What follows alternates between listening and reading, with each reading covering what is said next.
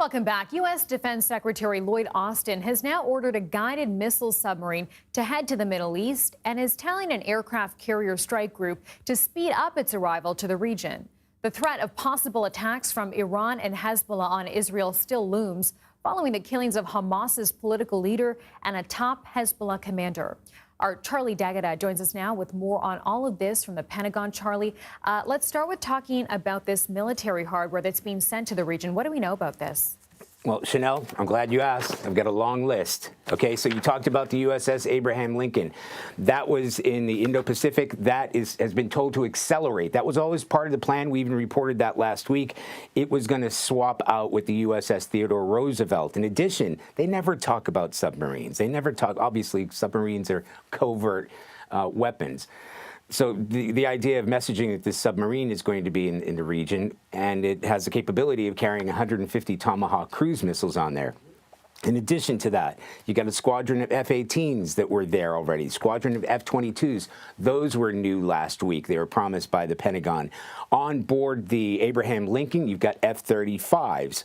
There are 2 destroyers in the Red Sea. Those have been loitering there. You got 2 destroyers in the Mediterranean. Those have been there in one form or another, being rotated in or out for the past few months. You also have an amphibious ship with 2,000 Marines in case they need to evacuate civilians, in this case from Lebanon.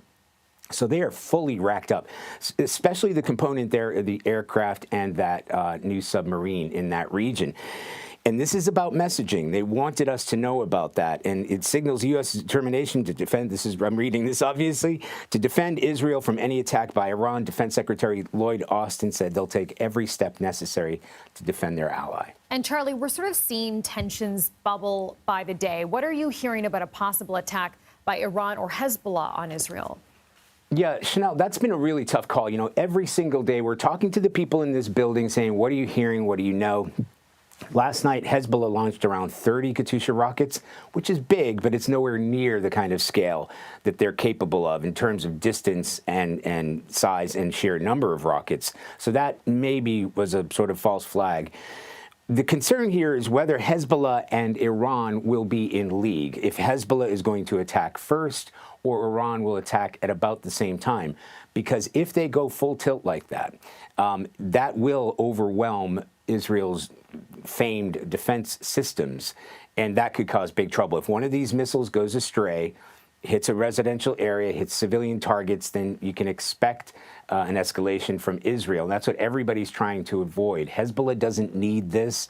Iran definitely doesn't need it. And because of the delay, it's been a couple of weeks now, there are some people who are saying, well, maybe Iran really hasn't decided what they're going to do yet. And there have been lots of threats that, you know, they're going to crush the economy as well. And Iran is in big trouble. So the big question here is, will they be in league? Will we see the kind of attack we saw in April where 300 drones and missiles were shot down, intercepted, almost all of them, with the help of U.S. and coalition allies, too. Most of this is being led by the Israelis, of course. You know, they've got very advanced, the Iron Dome, they've got David Sling, they've got all kinds of defenses already in place. But this is a big, the submarine and sending in that strike carrier group or carrier strike group are big signaling messages there, and three more squadrons of aircraft. That is sent directly to Iran that the United States is here. Okay, we'll keep a close eye on this story. Charlie, thank you.